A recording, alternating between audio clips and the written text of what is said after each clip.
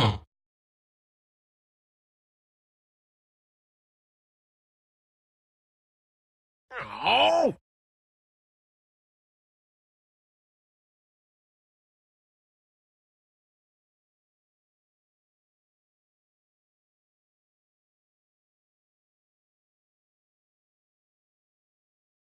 Vici. Dire team pick. Welcome back, everybody, here to game number 2. Woo. Yeah, we had our brutal interlude. Yes. Quite brutal interlude. That game is next level, man. Mortal Kombat's taking it up a notch in the blood and the gore. There's definitely something that Dota can learn, like with Finish Him. Like, I don't know if like we like at the end of a game they just end up like Reavers from Firefly and like just start like pulling the corpses up against the throne as it explodes. Like something more brutal. It's just like Finish Him. All 5 heroes line up. Yeah, they're just lined up and you can have cool finishing moves. That'd be fun, you know. Food for thought or future TIs. Yes, that'll be an unlockable goal for TI7. So game number 2, HGT versus Vici potential. We saw HGT look strong in game 1, but they were handed pretty much everything they wanted. They got their Wisp, Drove Visage, offlane Morphling. We'll see if Vici potential. Like Drove Visage got through into the second pick phase as well. That's the crazy part. Like you pick up the Wisp early on, and yeah, your brain instantly thinks, okay, like it's going to be a bristleback offlane. Like that's what the Chinese run is. The bristleback offlane is what they're looking for. Is what was run by I think HGT earlier today. In fact, there was one team that got that wasn't in our game. It was in one of the other games where they ran a Wisp bristleback. But then you still let the Visage through the first phase, and we can see it here again where Visage is let slip through. Like you ban out, it's exactly the same bans as before. The Undying and the Gyro have been taken out. The Quap being removed justifiably. And this time HGT doesn't opt for the Wisp. And I wonder if they'll just test the waters here and see if Vici ban it out. Well, they can just go down a different line. They ban out the Viper. Like the draw is going to be the next ban. Like 100%. If they hand it over again, that's just that is madness. We'll just hang up our microphones. This game is 2-0. Yeah, we'll see you in an hour for the next game. I mean, there's some saying about fool me once. I don't know what happens when you get to fool me thrice. That's just. Whew. I like Lesh Earthshaker though. A much different opener. It makes me think it's a core Lesh, but still open-ended, I suppose. I always look for the combination with the Lesh. Like you pick up the Lesh and the Earthshaker early on, and you kind of reveal a lot about your strat. Because you're talking about a very fragile hero in the early stages of the Leshrac until he starts getting farm, and then you have the Earthshaker on top of that. Like the Earthshaker's a great control hero. He's great for rotating around. Nothing against that whatsoever. Fantastic combination with the hero who's actually not banned out, which is the Shadow Fiend, which VG can still run in the mid. But when you run an Earthshaker and a Leshrac, you're already saying my combo isn't that great to get the Leshrac stun or to get the Leshrac combination. Like it's not like a Shadow Demon or like some other like control hero. Like Rubik is the other one which is coming to my mind for the Leshrac. One thing to keep in mind though with the Lesh is now that the Lightning Storm scales a little bit in terms of the slow, once it hits level 4, Lesh can almost set up stuns for himself. Not foolproof, but just something that will hold you in place for half a second can be enough for him to make it happen. They've got to be thinking about the Shadow Fiend here though. You brought that up, and with the Earthshaker, that would be tough to pass up at this point. Yeah. And it also makes it really difficult for HGT with their mid lane. The Viper is kind of been the one who crushed him before. But the Viper being banned out this time around, we'll have to look for different mid options. Like the three big mids has been Quap, Viper, and SF. And we've got 2 of these heroes banned out, so we have to see some difference in the mid. Yeah. But with HGT, like the Brewmaster could still be there for air. And he would love this game. He would love this game. Very difficult with the damage they've currently got and the stun durations they've got to kill him up before he'll get the split. No silencers yet. I mean, they did pick Skywrath last game, but I mean, we've seen that Skywrath Earthshaker duo a fair bit, so it will be something to deal with the Brew. You don't want to Skywrath into a Visage, though. That is a good point. And wow, they pass up the Shadow Fiend in favor of the Bristleback. Very strong hero on this patch. I know Syndron's talked about it a lot. But you know what I'd actually like to see right now from HGT? Is a Dragon Knight. Oh, yeah. And this is for multiple reasons. 1, because I think he's a great controller. 2, they need some push. And 3, I'm looking for someone who can do a Silver Edge move. Yes, because that's basically what cripples the Bristleback. You need to just remove his passive. And the build-up for that item on on Dragon Knight is just so amazing. You can get that Glimmer Cape early on, so you have an initiation tool like a mini Lothar's. You break it apart, and then you've got a casual cloak, and you just start moving into all that good stuff that leads leads to your Silver Edge. So the other option is also the hero you were flagging before, Chen, is still available inside the pool. And with a Visage, you could still go for these kind of like push lineups. I don't know if HGT normally run a Luna, but you could have something that could just push you over the edge and force out these buildings. I don't think you want to actually have a Luna up against a Bristleback because you're too close. But you could look at other options. Yeah, Luna, I don't think HGT in particular plays her a lot, but this kind of pool of Chinese teams definitely does run some Luna. Here, they pick up the Wisp, so... I mean, Vici potentialists don't have enough bans here, honestly. You can understand why they banned the Dro as well as the Viper, but... Eek. This is... tricky. You know what I love to see? And it's something which I think Syndrome was mentioning before during the draft, is a Ricky Maru. For HGT? For HGT, because with the changes they did to his smoke cloud, the turn rate is now really, really bad. Oh, yeah. And a hero like Bristleback, like, even if you don't remove his passive, he needs to be able to turn around all the time. Yeah. And the Ricky Maru, like, it's not great for backstab, obviously. You don't want to be using that up against the Bristleback. Yeah. But it's primarily for the smoke cloud. But I don't think you can run away with him being in support in this game. So Riki can be really good against Lesh too. It's one of those, if Lesh manages to get his Pulse Nova on before the smoke cloud or smoke screen comes out, then obviously Riki's not having a fun time, but that's easier said than done when he can just jump on you invisible. Yeah. You're not running any Invis heroes now. Okay, so that means Bristleback mid, I think, for Vici. And the offlane Spirit Breaker, Sven Wisp for HGT. Here we go. It's gonna hurt. It's gonna hurt. It's just gonna hurt. I was really liking it with the SB because you look at the Wisp and the Visage, no stuns. Until you get Familiars up, there's no stuns. Right. So Spirit Breaker in the early stages is really, really good for getting up in your face. And if this is a support SB, I think I'm liking it a little bit more. Because then you could run someone like a Darkseer in the offlane.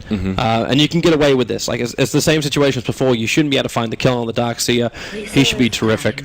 And the Spirit Breaker can add pressure across the map. But it looks like VG believe...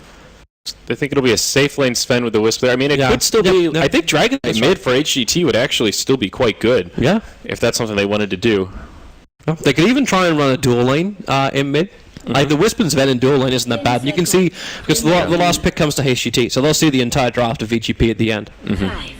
So they're not limited by their lanes at all. And in fact, even with the Wisp, Sven and Visage, depending on what VG.P are actually running, you could almost run an aggro lane. Yeah. And Disruptor banned out, one of the classic counters to the Wisp, Glimpse, Static Storm, all of it just pretty good against the little energy ball. Phoenix, final choice for Vici potential, okay.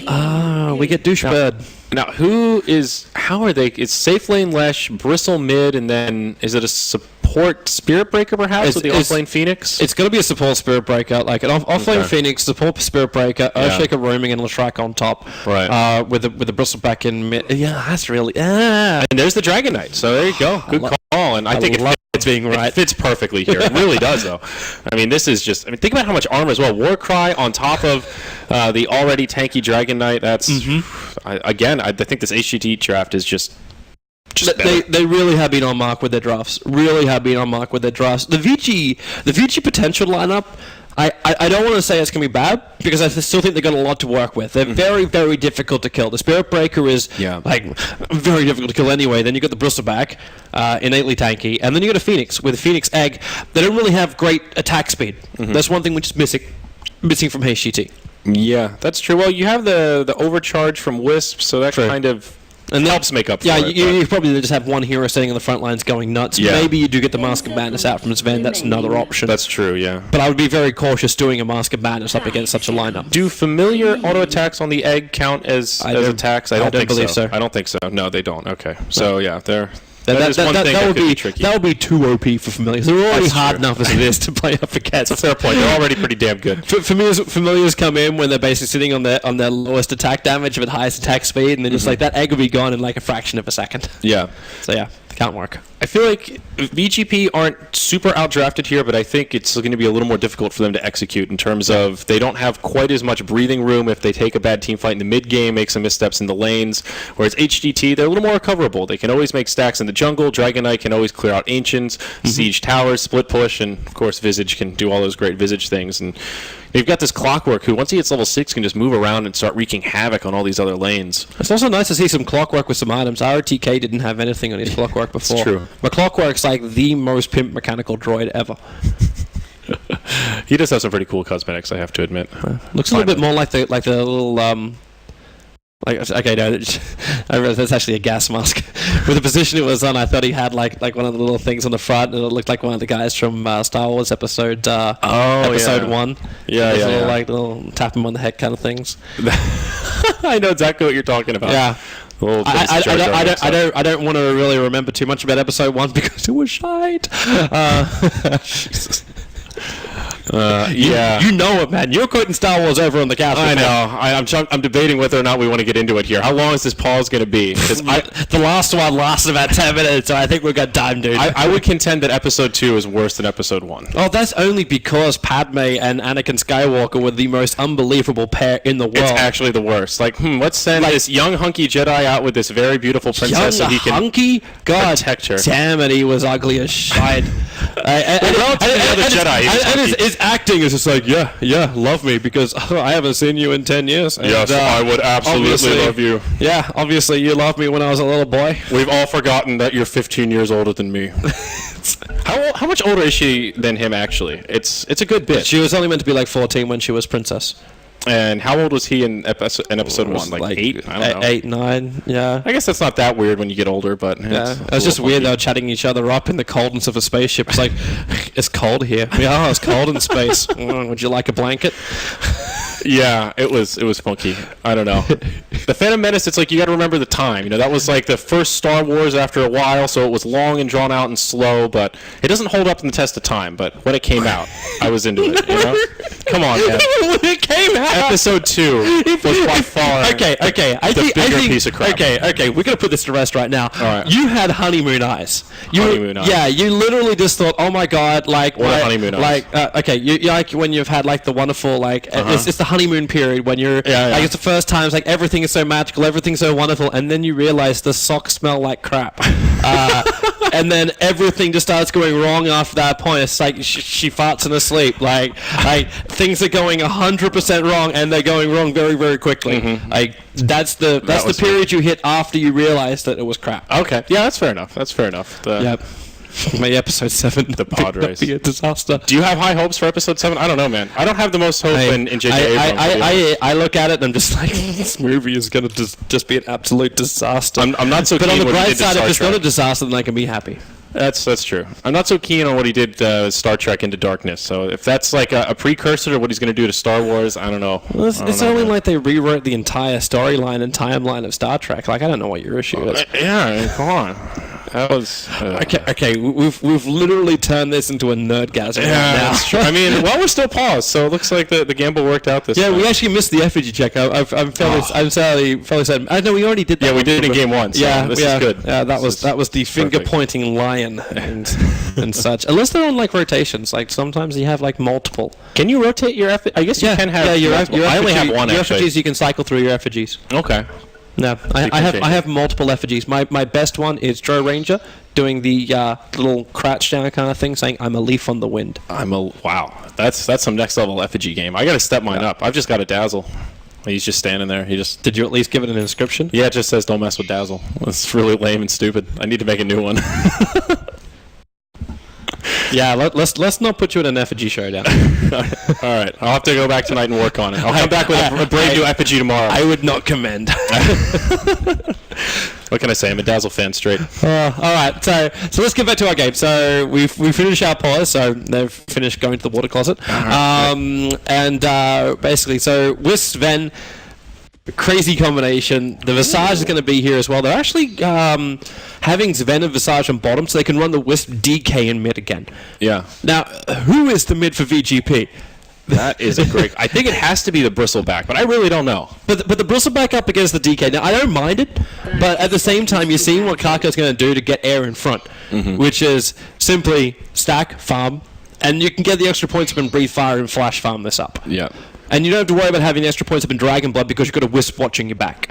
Now, they're going to switch up the rune, so yeah, okay. HGT scouted out the fact that VG.P won top, so they just send the Wisp down bottom. ZSMJ as well as Pretty Hole will just ensure that this Wisp gets his bottle from the start. Interesting seeing this Sven start with a Mango. Early a sign that they want to be a little more aggressive in this bottom lane. It's one of those actually kind of cool things, and I was actually waiting too for like if Rating ever comes back into the meta, for him to use it as well, because you have these heroes who are just very like dumb.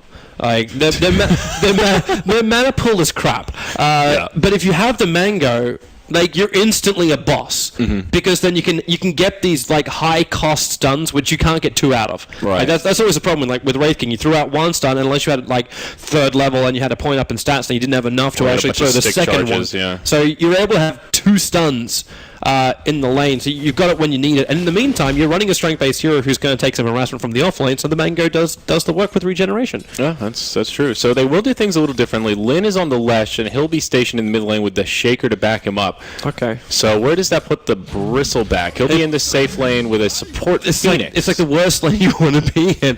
Like the Phoenix is nice; he can get nice and aggressive on the support role. But the Cogs is like the best thing you can have up against the Bristle. He's going to have no mana in the early stages. Well, I have a bigger issue with the Spirit Breaker being the off laner rather than the position 4 air. Ooh, that would have been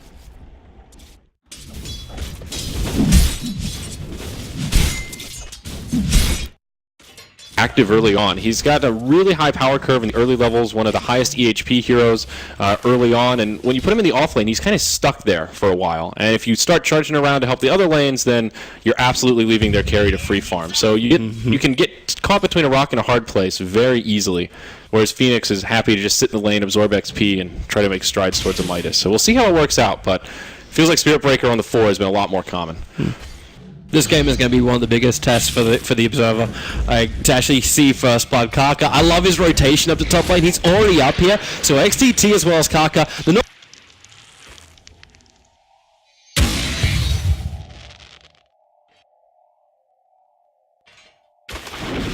Yes.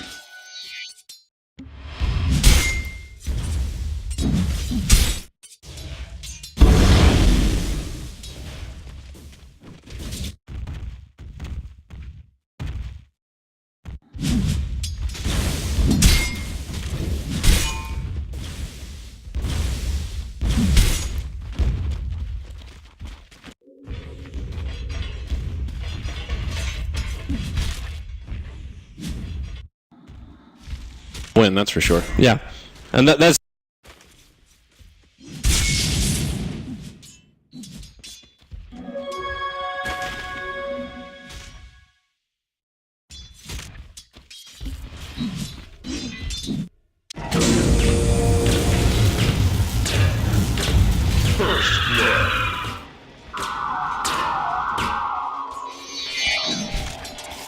And Phoenix getting caught out of position. Yeah, Kaka gets credit for the kill, and that'll be nice for the Wisp. Get a little bit of extra money to his belt, or under his belt early on. Actually, I think you were right. I think it was his sprites that he used before. And he had the Icarus dive up. Yeah, it's weird against the Clockwork with the little cast point, so you can kind of interrupt it. Clockwork actually really good in that kind of a situation. So they strike first. But the advantage is still going to VG.P as far as the lanes. Like, that Latrak is finding all the farm in the world. Yeah, I guess Lesh versus DK is pretty Lesh-sided, at least until level 6. I'm still a little concerned as well about the pull points. I don't know how many stacks was able to do before he left, but they cleaned up the tree line so they could stack. He's actually going to have, like... Okay, so we're almost 4 minutes in with no stacks. Which means the DK's got no farming capabilities, really. Yeah. I think the DK is okay. It's more the Sven that I think is the one that really wants to power farm through some stacks. Let's see. Pretty Han is now on a 5-1 streak with Visage on this patch. Kakan now 6 and something. I suppose the reason why I'm focused more on the DK's farm than anything else is because I'm wondering how quickly he gets to the Silver Edge. Yeah, that's true. I guess he does need to prioritize farm a little more. Yeah, like the Sven, we don't have to get Hand of Midas out from him because the Mask of Manas can do its work. Fissure, and this is going to hurt. This is really going to hurt. He's actually back on the other side of the Fissure. It doesn't cut him in, but he had no tango, so if they did manage to get that Fissure block on the tree line, he had no way out of that. Yeah, that was a really close call. Just a minor misplay by the Earthshaker. Needed to poke a little more forward. And he absolutely could have, too, because he was invisible, so... It's unfortunate for VG.P. That would have been a huge kill. And more mana burning on the bristleback, like you were mentioning. Oh, he walks into it again. It went back to second. Almost a third time. Oh, my. Well, unfortunately, he doesn't carry a mango. Yeah. This is where you just need a coddle to back him up. Like, I feel like that bristle coddle combo is just so much scarier than like a bristle phoenix, where you can keep pumping him full of mana and abuse the cooldown reduction, get those quills out. Kaka's coming back. He's going to be healing up the clockwork again so he can battle. Also having a bit of a look around. Actually, that observer ward just sitting on the side, it's been there for a long time. That's the reason why they've been able to watch where VG.P have been moving. Almost similar to the ward from the first part of today. Yeah. Like it was what was that comment? It was Dazzle on the offlane with someone else, but the Dazzle's movements were just so free. Yep. Yang's still getting a lot out of this offlane though, and if Spirit Breaker gets zoned out, it can really be costly, but here we're 5 minutes in and he already has Nether Strike, so he can start charging around and actually setting up kills. XTT up top, taking some damage, but Wisp is there with the tether, trying to heal him up. James, Icarus dive across. Oh, this is so bad for them. Huge damage. Kaka, I think he's going down here. No armor, and Phoenix will get that one. Yeah, you have to take it for the team then. There was no other choice. When that Cogs didn't push back the bristleback, then that's when it happened. Cogs are a little funky in that way. Yang? Well, hey, we just broke 9 million. Watch his charge time here, because the Stormbolt's going to be able to stop this. In fact, he actually used it straight away, because they've got the extra stun, because they've got the Dragon Tail available. That's nicely played. That was really smart. Really, really smart. Good rotation from Air.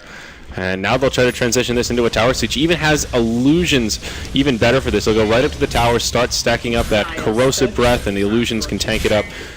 Well, there's no backdoor regeneration, so you have to use the fortification before the creep wave even arrives, which means that SMJ can move forward. He's already triggered the God Strength to just munch through this tower.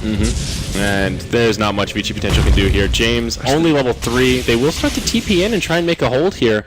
HGT's going to back up, or else they run the risk of this tower being in deny range. At the same time, Stormbolt flies, attacks into the Shrike. Now, he's still running Pulse Novus. There's still some decent damage here with the Breathe Fire, as well as the balls in. They had enough damage to bring down the Shrike, but in comes the Spirit Breaker right after Kaka, making sure that extra Wisdom is going to be there. Pretty Hawk, lucky survives. SMJ's got one more stun up his sleeve. He just used his Mango, but the Sun Ray burning, doesn't have the Sunblock on, but in comes your Hook Shot. Cogs him up, in for the Battery Assault, controlling up Yang, and this could be big for XTT if he can get a little bit more until the bash knocks him out of his own cogs. He's meant to be master of the electronics, but this could be big, and we can't finish the job.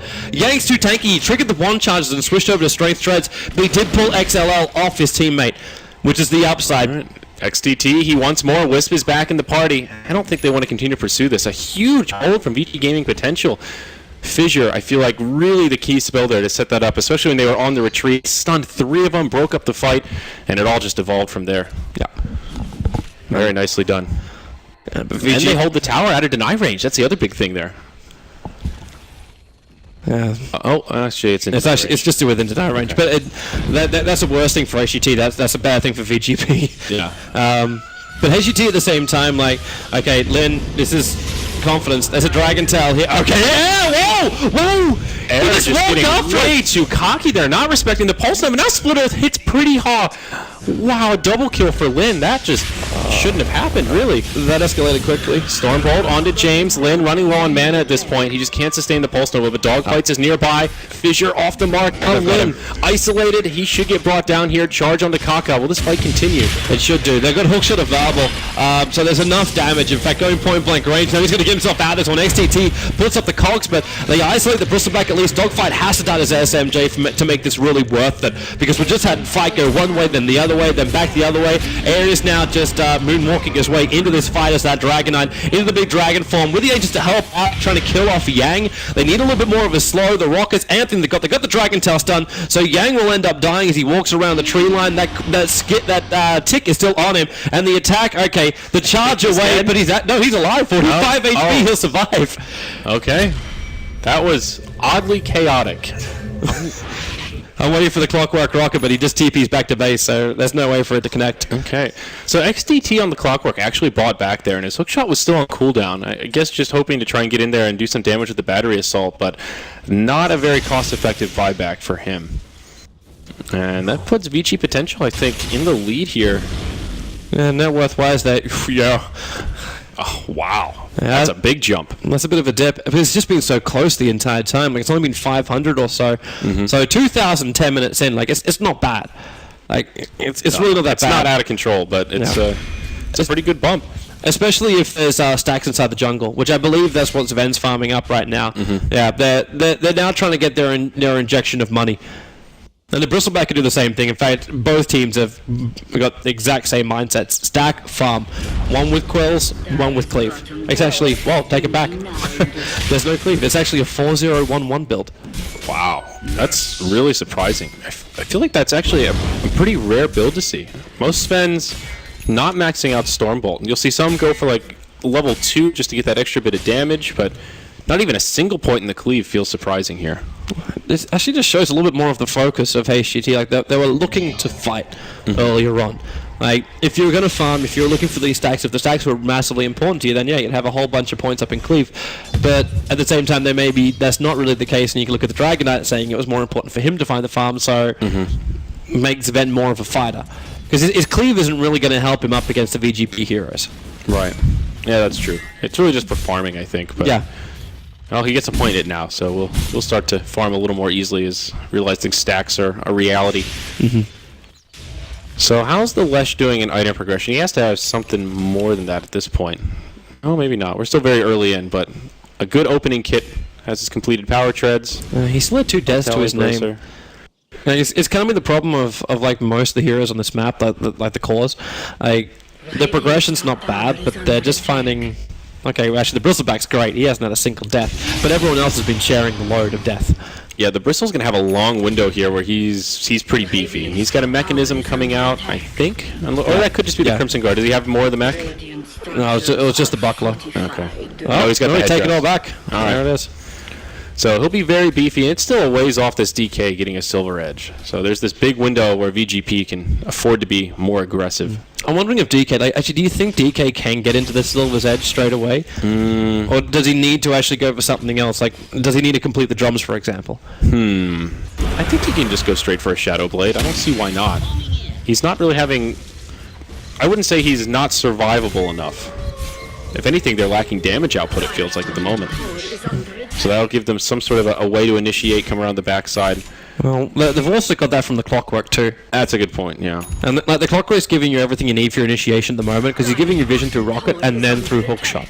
Yeah, that's a good point. So, like, if he wants to, he can pass up on the Silver's Edge, but it's still just, again, the timing. When you're going to hit it up against someone like the Bristleback, like, is Bristle going to end up getting a BKB after this hookshot in? Now with the Cogs catching out too, means the Breathe Fire can be rather effective, but the Clockwork's still in the world of hurt, and the Nova at the back end, they can't get close enough to it. It is still a 1-for-1 trade-off with the burn, and not to mention the Nova, this Lashrak is just walking after him, looks at the extra stun, stuns up over on ZSMJ, but Air is the main man they want. They want this DK dead, but the Stormbolt connects. ZSMJ, they didn't finish him off, and they might pay the price for it, even though the Bristleback is quill spraying up everyone. 4 heroes down for the price of 3, and even the Courier's dying in the meantime. That was the Dire Courier that ended up getting sniped off. Alright, they will get this tier 1 tower. Maybe Vici can get the deny with the familiars. Nope, not quite. Looks like it will go the way of the Dire.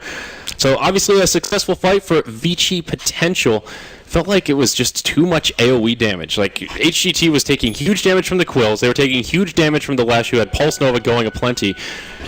They just can't survive through all of it. I mean, Wisp can keep one alive, but outside of that, they don't have that AoE sustainability that, like, a Dazzle or a Witch Doctor would provide. Are you able to see what was on that Dire Courier? Let me see here. 1,000 worth of net worth, so I'm kind of interested to see what was flying out on it. Wait, are there... Do you have a bind for it? Let's see here. Who is on this computer? Let's see, it was the headdress for the Bristle and a robe of the Magi for Lyn. Okay. So nothing too crazy. No, it's not slowing anything down, really. Yeah, the Bristle would have the mech by now, so that is one bottleneck. He has the recipe picked up. Okay. So, not a huge deal, though. Could be a lot worse. These stacks are just so good. ZSMJ, only 2 points up in the cleave, but it looks like it doesn't need much more. Yeah. And there's no one here to contest it.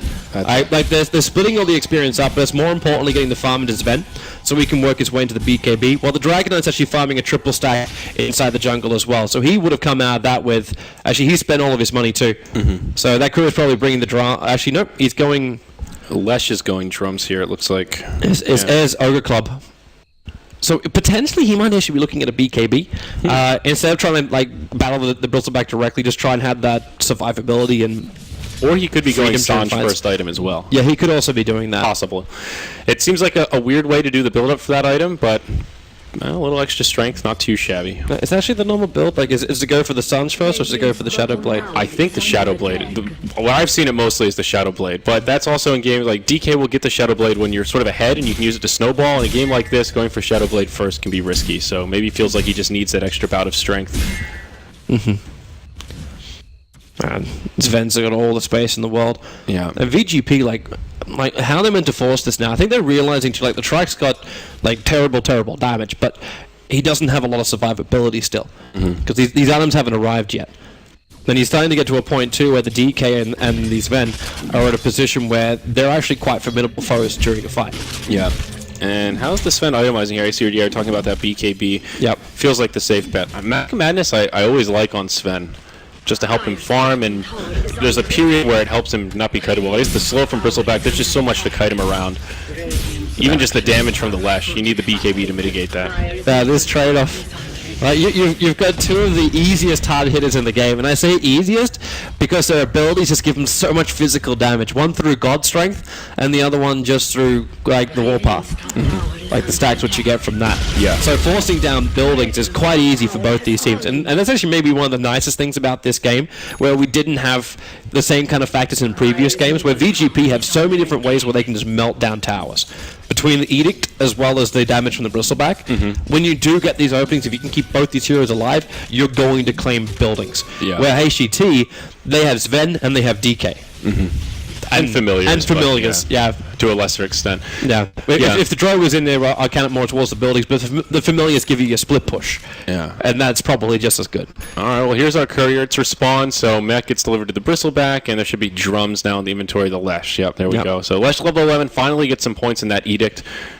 And, Yang picks up what looks to be the beginnings of a Shadow Blade here. Interesting. Oh, it's his way to get in undetected. Yeah, great item on the Spirit Breaker. HGT won't see that one coming. Because it's almost like they're walking around with a Night Stalker with Aghanims or something like that. Like they need to have vision across the map to see him like charge before he triggers the Shadow Blade. It's a nice substitute to the BKB, because if you go BKB first item, you have this really strong power curve right away, but then you kind of fall off, and this gives him that ability to pick up some kills and just do some more damage. Plus the attack speed synergizes really well with the bash. Clockwork, don't do it, man.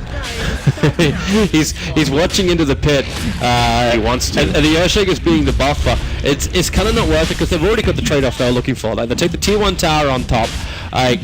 He could potentially go for. He's actually he's triggering that. He's looking at it, and he actually goes in. He gets right inside. He actually snatches the Aegis Tomorrow into the Bristleback, but the kill still goes the way of the Clockwork, and that is there's a snatch. Is that worth it to jump in, get the last hit on motion, not get the Aegis? It's worth it for all those people who did the compendium predictions for China, who are looking for one Aegis snatch at least. Yeah, that's true. Okay, well that's something. Oh man, that's big plays. That's actually still worth it. Like the experience and gold game, which still go the way now of HGT, is brilliant, and the Clockwork, it just goes up. The Aegis Immortal is still in the hands of the Bristleback, sure, but what do you get in return? You took out the tier 1 tower on the top, and you take what Roshan offers. Yeah, and you get all the team gold. So we'll call it a victory. If you could have gotten the Aegis, absolutely would have been amazing, but. Oh, well, players also like DK. Like we were saying, like, where are they going to get their money from? Yeah. You give them a top tower as well as the bonuses from Roshan. Yeah, that'll do it. Lesh goes Ghost Scepter, next item, and I think this is a great game for it. It's pretty much all physical. Obviously, there is some magic damage, but the bulk of it is the right click, so now Lesh can feel pretty brave just charging in, Pulse Nova on. You don't like it? Not a Ghost Scepter fan here? No, I'm actually quite fine with this.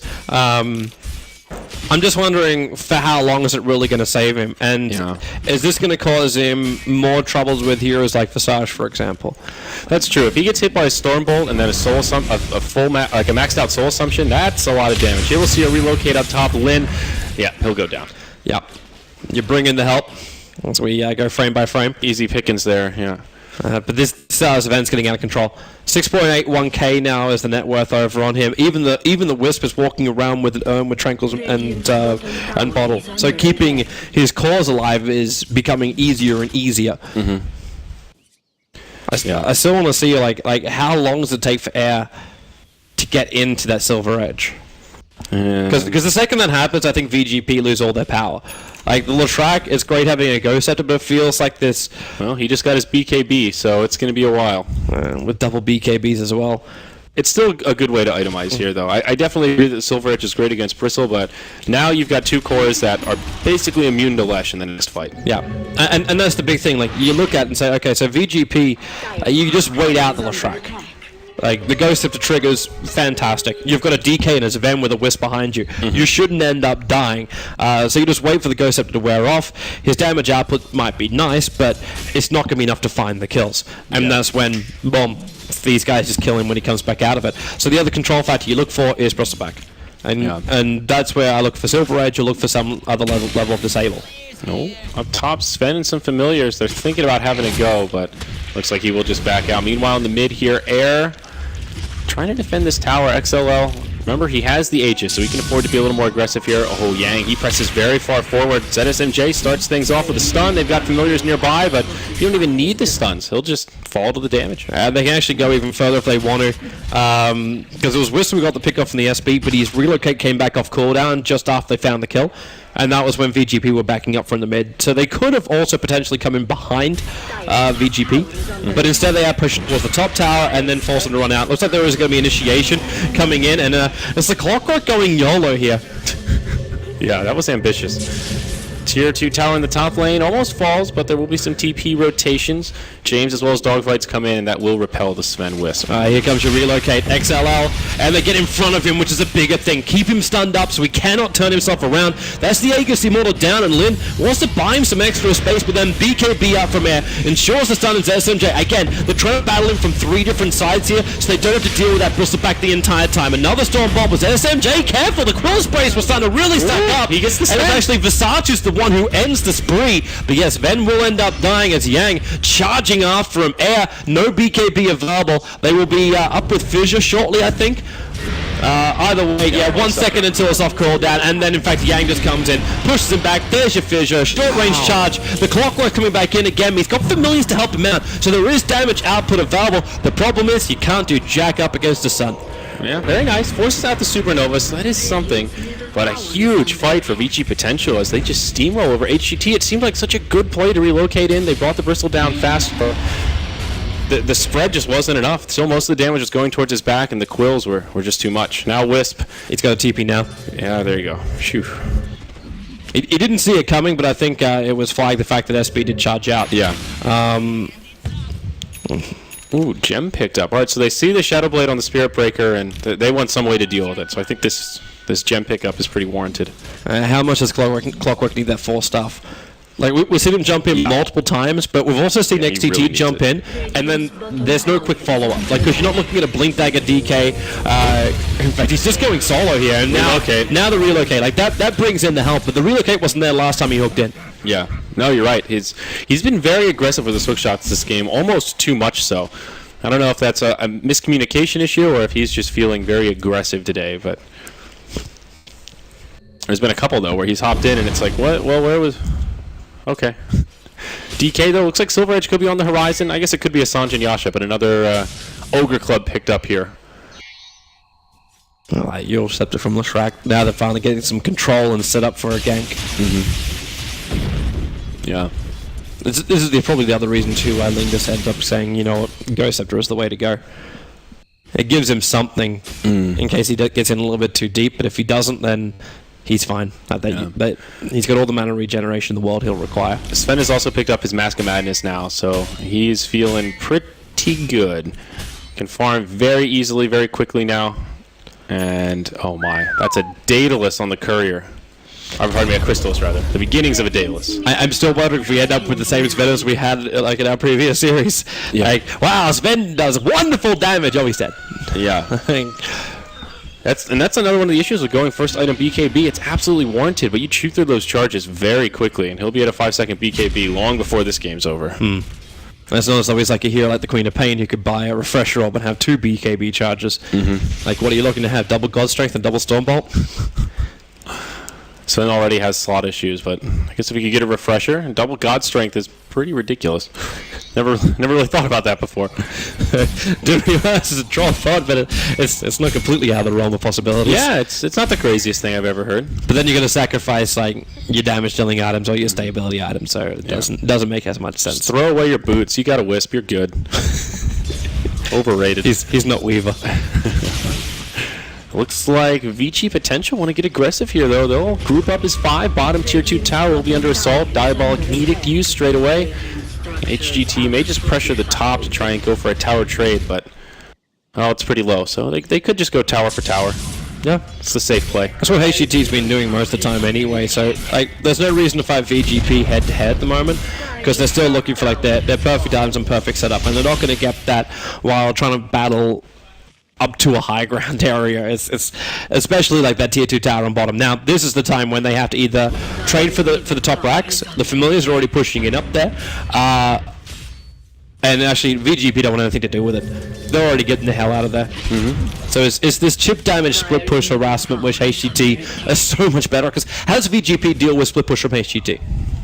They can't really. They don't have a good option for it. That's for sure. They are winning the pushing battle right now, though. There's only 1 outer tower remaining for HGT, and there's still a tier of 1 in the mid lane for the dire side. So they still have a lot of buffer structures here. A lot of control around the Roche pit as well, with tier 1 in the mid lane and also the tier 2 in the bottom. Haven't seen any Roche action yet, but I could in the near future. Well, VG.P can do it fairly easily when they've got like nasal goo. Like that's like there's not much of a problem with that. But with HGT, I'm wondering if VG.P can ever get themselves into a position where they can get a better trade as far as like pure trade-offs, because you're still running a relocate. Like with that, and Sven jumping in, now the tether does arrive, but they find XLLs also here. Not what they want to be part of, and Karka's just say, let's get the hell out of here. This is not going to work for us. Yeah. I think that was the right play, but now, do they come back and try and fight this? Yellow is on his way up. He could try to hookshot in and have a 3v3 skirmish, or they could just sacrifice the Wisp and go for the tether play. And he's got nothing to tether to. Yeah. The creep wave's too far away. Well, Kaka dying, I guess, is better than Kaka and the Sven dying. So. Yeah. He made the right decision. Like they just thought it was only going to be one hero on the top. Kill him off nice and quick, and then get the hell out of there. And especially since the Lesh used the Split Earth right before they initiated it. That's your golden opportunity, but no, it was bait. Yep. Second Bristle arrived, you just got the hell out of there. Yeah. So now VG.P, they'll start to pressure the last outer tower for this Radiant side. Meanwhile, ZSMJ just moves into the Roche pit. They're charging in for this, but where is he? He's actually charging the creep wave, which means Yang is going to go straight. Actually, no, he is charging ZSMJ. So he stops it and then runs out there with Shadow Blades. They don't have any detection on him, so the tier 2 tower is destroyed by the Latrak, while Roshan is interrupted by Who's the carrying the gem right now on the Radiant side? Where did they lose it? It was on Wisp. Oh, they lost it. Oh, no. But, okay, it must be in the hands of the Courier of Dire side then, because no one's picked it up unless it's still sitting on the ground. Is it on the Radiant Courier? Did they just leave it in the base? No, that's a Shadow Blade. Where the hell is it? Searching for one gem. One gem. All right, well, there's a mystery gem somewhere. We've really got to put a beeper on this thing or something. It's like losing your keys. Oh, okay, it's in the base. Okay. So they dropped it before they went for that aggressive play. That's good. That's really big for HGT. He actually probably dropped it when he relocated back. Oh, that was probably what did it. Yeah, that's a good call. But now it's VG.P that move into the Roche pit. Now that they've seen that there's interest on the Radiant side, they'll try and seize the day. They won't commit too much for it, and they will just back out. And now a Blink Dagger on Sven. ZSMJ just continuing to farm like a madman here. He's been very comfortable on that position 1 slot in the net worth chart pretty much all game. Except for the start when Bristleback and Latrak owned it, but since that point, yeah, he hasn't given it up. Since he's recovered, yeah. I guess a Wisp will do that to you. It gives him the confidence to do whatever he wants to on the side lanes. Interesting build from the Earthshaker. He went double Bracer and then into the Force Staff. It's a little bit different. Usually a hero that you'll see sometimes just like boots into Blink if it's possible, and here he's going for more stats items. Yang's got something really against Kaka. Yeah. No, just trying to get vision. It's the way to play your Spirit Breaker. Just constantly charge, and you kind of end up being this ward around the map where you can get intel, just see how people are moving. Is that going to be a BKB for the Bristle? For the SB, sorry. I would imagine so. Because the reason why I'm wondering about it is I'm actually a big believer in Silver Edge. We're flashing up Silver Edge at the moment. But it's the fact that he could build into this and remove Dragon's Blood. Yeah, actually, that's a good point. Which makes the DK, like, you take away so much of the strength of the DK by doing such a thing. Yeah. But it's the same kind of thing as the Bristleback. Like, maybe you can pop him, maybe you can remove him, but maybe he is going Silver Edge. So the more I think about it, the more it makes sense. XTT, he gets initiated on here, but forced after the high ground. It saves him. Yeah. Or does it? Sunray, he has to hook shot defensively. Well, the Urn Shot is still ticking him down, but he'll be fine. Yeah. No, but that wasn't the smoothest thing in the world for him. And now they can feel pretty safe going into the Roche pit, knowing that hook shot's on cooldown. You've got a minute where Roche is ripe for the taking. Yeah, but you look up towards top, you've already got SMJ pushing as quick as he possibly can. And, okay, the Aegis Immortal, what are you really gaining from this? You're going to get 2 Bristlebacks over, or is it 2 Lashraks? I'm actually hoping it's going to go onto Lashrak, because Lesh is one of the best Aegis carriers, up there with Storm. That was an awkward stun. That was a Shadow Blade dodge. Now it's SMJ. They might have to use Relocate to save him from this, because that Sunray is going to burn him out. And yeah, there's Kaka. He already realized it. Just pulls him out. Yeah. And again, Kaka will have to give away his life for this. If he had another strike there, I think that would have potentially been a killer. He would have at least had to relocate a little bit earlier. All right, Kaka. Anywhere to tether to? No, that's a big negative. They're just bouncing around like a rag doll. Hot potato. But there's still 4 heroes that came up to kill him, and this is kind of where I still keep asking the question: if VG.P are capable of finishing this, you get Nagus the Immortal, but you keep being forced into these positions where you have to take a lot of your friends away to defend these lanes when they get split pushed, and then you push up to high ground, and HGT will still have a pretty good level of defense. Between the Stormbolt as well as the Breathe Fire, you can take out most creep waves. Yeah. And then the rest of it comes down to like positioning, and now we've got the full Silver's Edge also over on DK. Like, you can even come from behind. Yeah, it'll be interesting to see how much easier this fight goes if they can find good initiation on the Bristleback. Also, it was a BKB on the Bristle, so he went he's going Sanj after. He's got the Sanj after. Okay. Could still be the Silver Edge. Well, maybe this comes back to something you were saying before. Like, you got very early BKBs over on HGT. Is it worthwhile actually going in for something like a Halbert in this game? Yeah, knowing that they'll have 5-second BKBs earlier than usual. Yeah, there it is. Good call. Yeah. It's also another thing which could come into factor is the fact that the Dragon Knight will probably be building into a Monkey King Bar at some point now because of this. But the Sven is already going for a Daedalus. So he's already pretty heavily invested into finishing that. So unless he wants to change his mind. I mean, he could get both, but it's still a hero with slot issues. Yeah. It's possible, but they'll have a nice window here while the Bristleback the Spirit Breaker is a little more tanky. Phoenix had a Hanamitis a long time ago, now just picks up the Vitality booster. Oh, he's going Sin's favorite item. Rod of Atos. Oh, sorry, Molini's favorite item.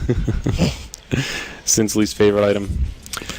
Well, taking a more passive turn here. HGT seem fairly comfortable on their side of the map for now. I'm surprised they haven't tried to get a little more aggressive with this Silver Edge. Maybe just waiting out the Aegis of the Immortal.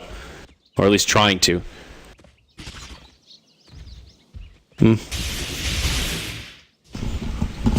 Alright, so vision is key. Vision is key for HGT now.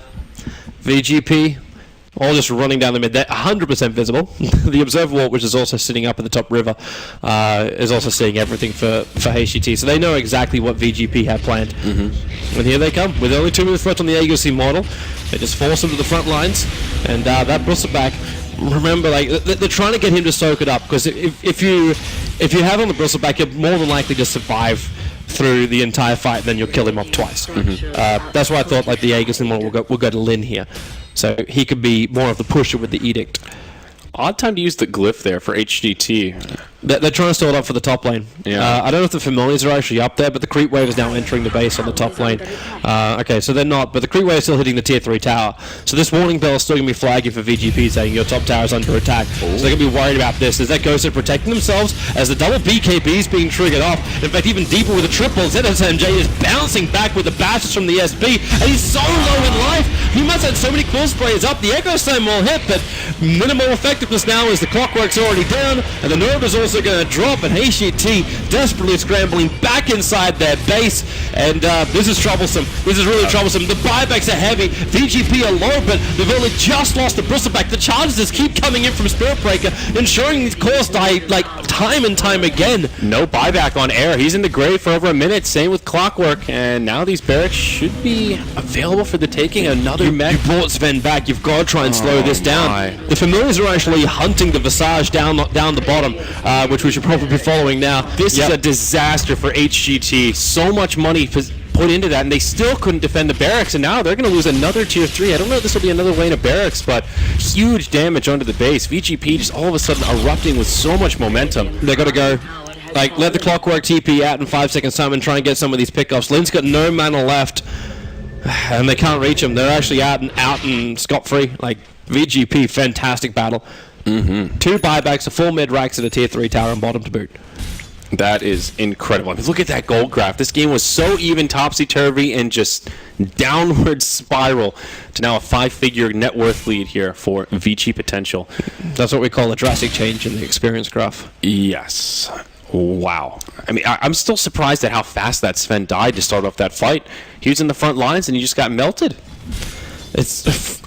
did he start with like 5 quill sprays on him? Like it's either that or like because his BKB triggered, so like, he's not taking bonus damage from much else. Like it could have just been the raw physical DPS of the Bristle. Yeah.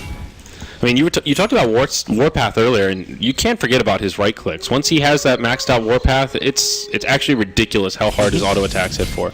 Especially if you have some stacks of the nasal goo. At minus armor, he is...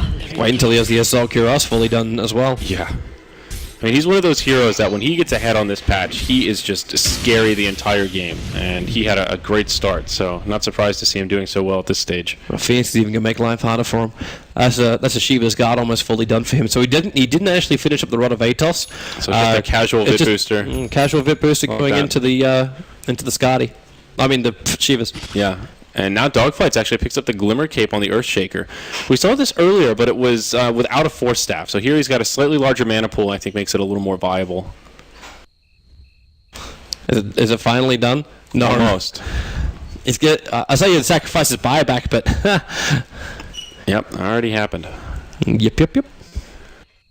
I'm not sure if the Daedalus is enough here. That last fight, it wasn't a problem of damage output, it was a problem of just surviving. But the problem was, like, I think even bigger was he was just running away. He wasn't with the rest of his team. Like, where the creep wave is right now is where he ended up fighting. Because it's like, okay, well, I'm going to pop my dragon form. I've got to hunt for this kill. Then the ghost up to run on the track. It's like, well, who do I go on now? I find the next target. And then just kept following out of the base. Yeah.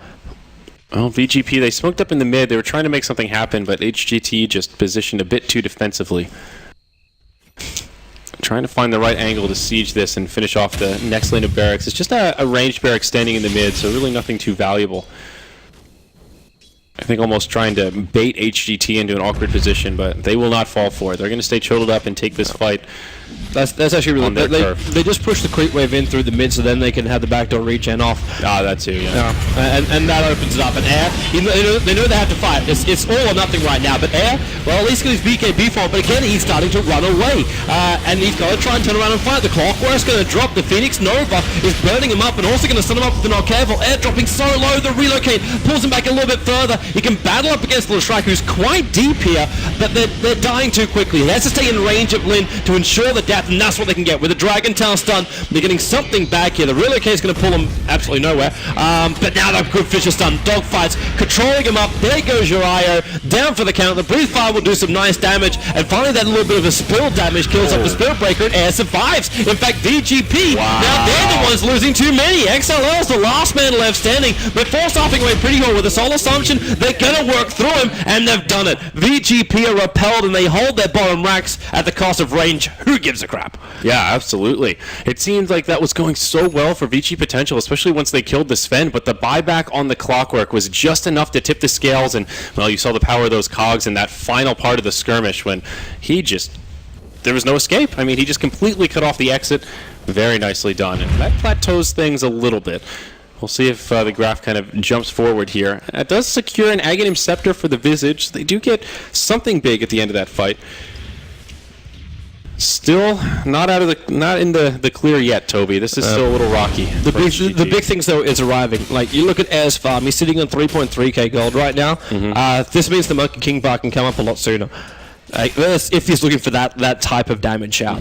But it's the DK finding damage. Like that's one thing I kind of felt was a little bit in that fight. Like when it started to end and the bristleback was losing his stacks, then yeah, it was a little bit better. Lim, this is actually really bad if he gets picked off. The 4 stuff after the battery assault can keep going to work. They relocate in, so now they can just move themselves over to Yang if they want to, because they bring in this Ven. So the damage output's going to be there to get through the SP, and Lin actually copying a lot of balls to the side of the face. Gets back towards his tier 2 tower as the Shiva's guard flies in too.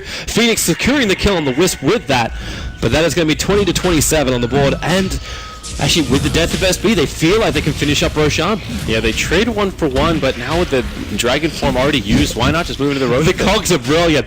They've actually burned off half of the mana for the Spirit Breaker. The Fission might come in, and now the BKB will trigger from the Bristleback, and this will be a big contest for Roshan. The 4-star Finn dogfights, he wants to Echo Slam, but they stun him up, they can't finish the job. Roshan killed by the Dire, and the Bristleback picks up the Aegis, the Immortal. He's still going to die almost instantly. They cop so much damage to do this, but the Nova, HGT are locked too close to the sun inside the pit, and now XLL, they actually just TP themselves out to safety only just in the nick of time.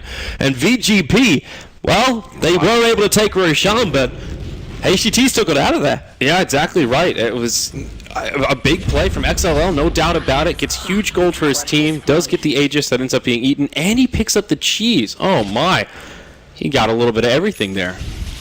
Still not punishing HGT as much as they could have. No outer towers remaining. If they had the Aegis, I think this next push would be really scary, but just the cheese, they still need to be rather tactful about how they go about trying to siege this next part of the base, as now the data list is out for Sven. Yeah, finally done. I still want to see the damage dealing out him on DK. I want to know what he's going to buy, or if he goes massively defensive, which it's like, if he gets a Satanic, then I'll just be very, very sad. I feel like Assault Kuros could be an option just to try to counteract the one that VG.P have already. Good point. And that would be one way to also ensure if you can win a fight, then you can push. Yeah, exactly. But then again, you got Sven. Like, as long as you got him, you should be fine. Yeah. What else does DK really want here? Doesn't really need too much more armor. Oh, looks like you're alright. That's going to be AC. Across, yeah. It is nice against the burst. I guess you can never really have too much armor with all that physical. Then it's just more of a reliance on this Sven to keep pumping out damage. Which means Wisp has to be tethered to him every time. I think a Vlad's could go a long way for HGT as well. Again, for the armor aura, but also just get some lifesteal going on. Yeah, you could pick that up over on the Wisp. Oh, definitely. I don't know what he's been picking up in the meantime, but he was walking around like 20 minutes in with most items he would need as a basic Wisp. He doesn't have much of a net worth, though. Yeah, he's got about 900 gold right now, so could start making some progress towards it. But yeah, still a little ways off.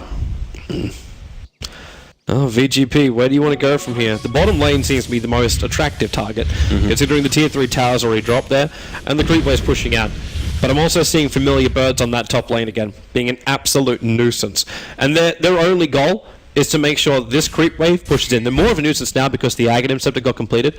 But once that creep wave reaches the top lane, Sven just TP's up there. I don't think they can relocate in because the Dire still have fortification.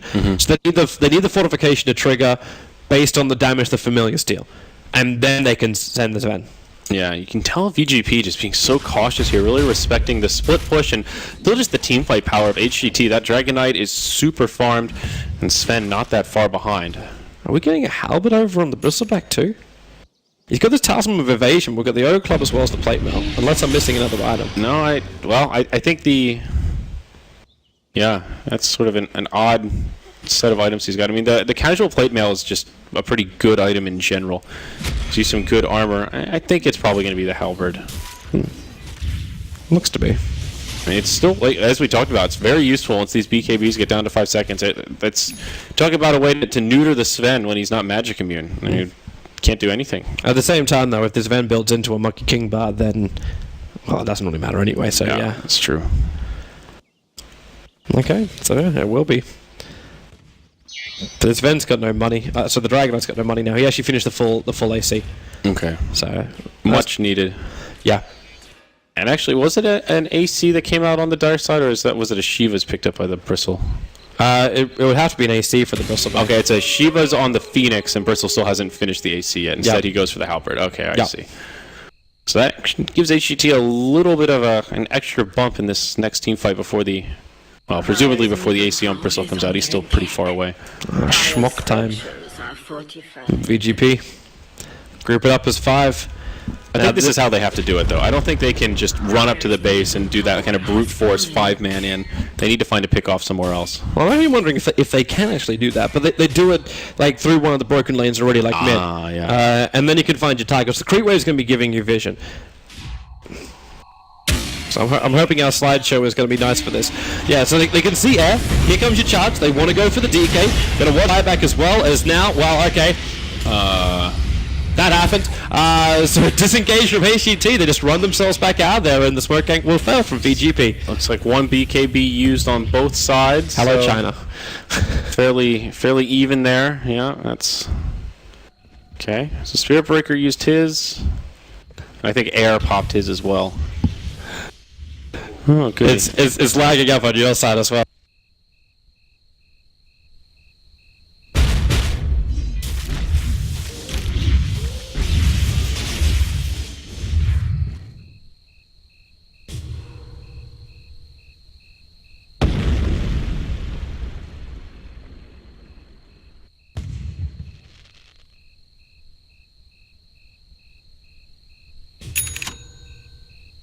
Start moving out and going for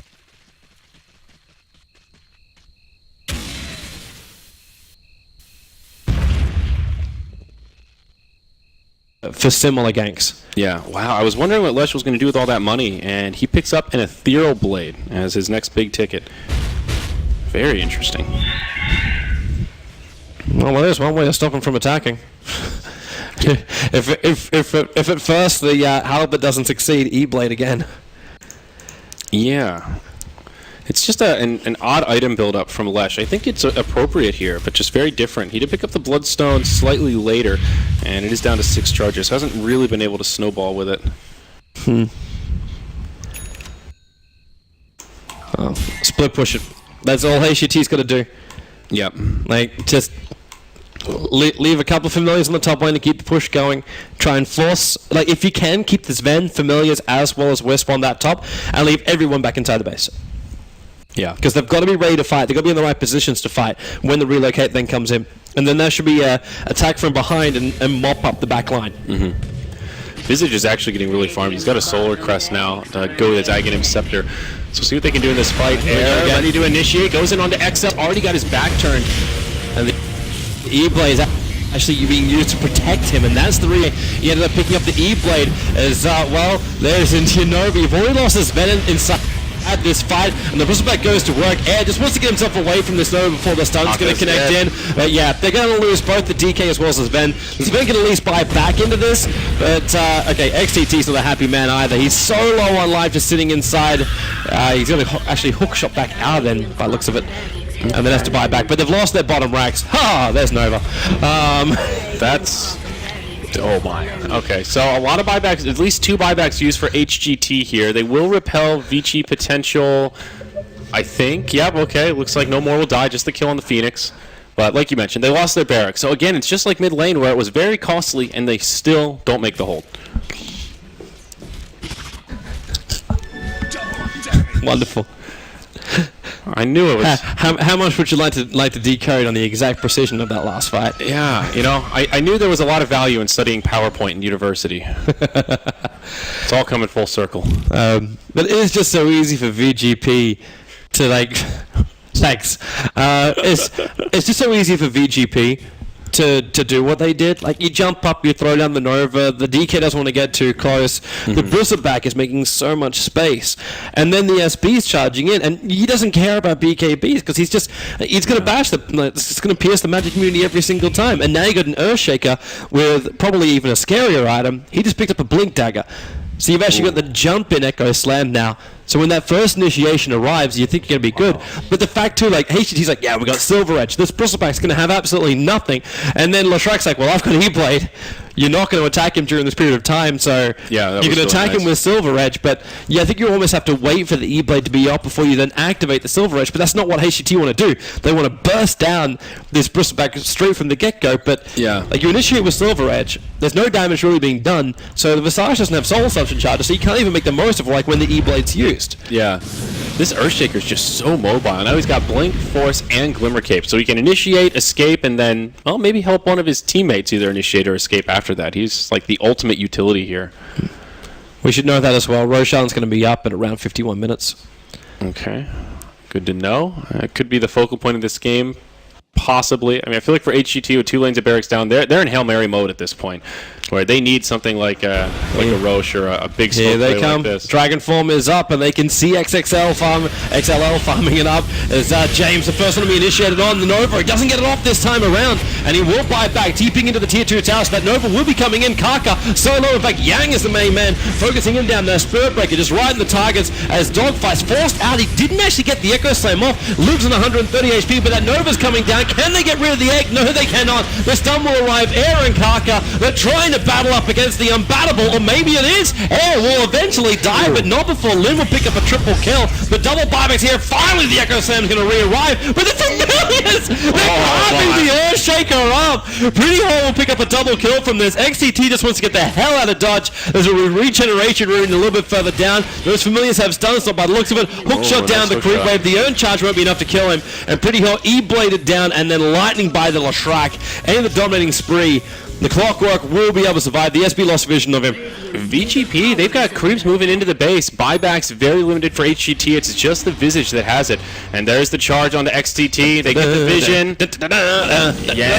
Oh, nice cogs. Post call, but now they'll go for tier 4 towers. And this could end up being kind of a GG play here. Even though it was a decent fight for HGT. Buyback used by the Visage. He's got no Familiars though. Oh. Like, he lost all of his Familiars. Oh no, there they go. They're coming. They're flying in. They're on their way. But VG.P, they're really They've looking to got secure nothing. this one This point is if it. possible. There's your E-Blade. You also do protect, but it also pulls them out of the fight. XTT, those cogs is. can't do GG. anything. Yeah. Well, mana pause at the end. But VG.P will take game number 2. And we get to level things up at 1 apiece. So, All right. So as we talked about, it's only 1 point for a tie on both sides, and if you go 2-0, you do get 3 points. So this is again HGT being one of the favorites. This is a pretty big deal. and that was not a game I was really expecting. We saw the draft and I kind of want to hear the opinions of like LD and Sind on this one, because what did you guys think after you saw the draft at the start?